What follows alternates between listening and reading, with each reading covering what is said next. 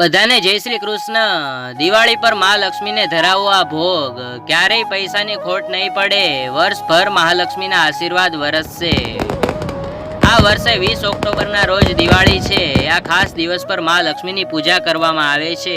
ભગવાન ગણેશ અને કુબેર દેવતા અને મહાલક્ષ્મીને ખાસ ભોગ ધરાવવામાં આવે છે।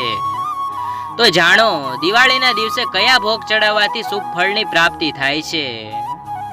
ખીરનો ભોગ દિવાળીના દિવસે ખાસ ધરાવો। માં લક્ષ્મીને ખીરનો ભોગ ધરાવવો શુભ માનવામાં આવે છે। માં લક્ષ્મીને ખીર ખૂબ પસંદ હોય છે। આમ તમે માં લક્ષ્મીને ખીરનો ભોગ ધરાવો છો તો એમની કૃપા કાયમ માટે બની રહે છે। પંચ મેવાના લાડુનો ભોગ ધરાવો। આ લાડુ ભગવાન ગણેશ માટે શુભ માનવામાં આવે છે।